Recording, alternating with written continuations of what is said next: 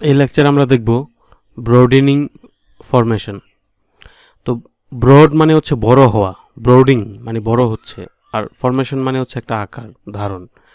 তো ব্রোডেনিং formation that means হচ্ছে মানে ছোট থেকে বড় হচ্ছে যে আকারটা, সেটা কি? তো আমরা একটু যদি দেখি, তো ব্রোডেনিং ফরমেশন যেটা বুঝায়, যেমন ধরুন মার্কেটটা আপ ট্রেন্ড থেকে উপরের দিকে একটু গেল, তো যাওয়ার পর সেখানে সে একটু নিচে আসতেছে, মানে লোয়ার লো, তারপর হচ্ছে আবার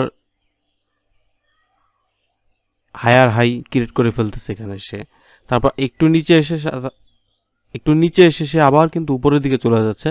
এরপর সেখান থেকে কিন্তু এখান থেকে কিন্তু ব্রেকআউট একটা ট্রেড সে আমাদেরকে কনফার্মেশন করে।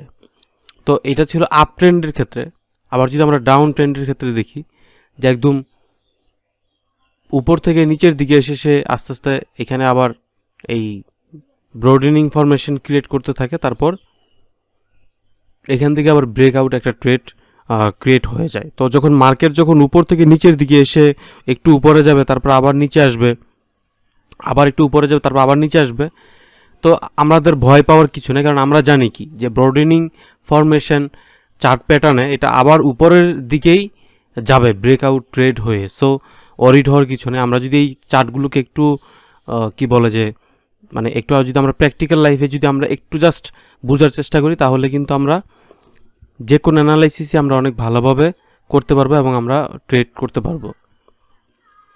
তো দেখুন এই যে এখানে ব্যাপারটা আমরা একটু রিয়েল চার্টে দেখি, যে এখান থেকে কিন্তু এই যে ব্রডেনিং ফরমেশন ক্রিয়েট হচ্ছে, যে এই যে উপরে যাচ্ছে একটু নিচে আসতেছে, মানে এই ব্যাপারটা হচ্ছে আস্তে আস্তে নিচের রেখাটা এবং উপরের রেখাটাও আস্তে আস্তে কি মানে ফাঁকা হচ্ছে, মানে উপরের মানে মানে জায়গাটা বেশি হচ্ছে, রাইট? সো এটাই হচ্ছে ব্রডেনিং ফরমেশন।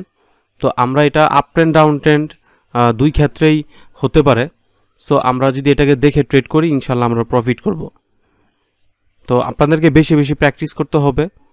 তো বেশি বেশি যদি প্র্যাকটিস করেন তাহলেই কেবল সম্ভব। মানে যখন আপনি চার্ট দেখবেন তখন তখন তো আর কেউ আপনাকে বলে দিবে না যে এটা ব্রডেনিং ফরমেশন বা এটা কোন প্যাটার্ন।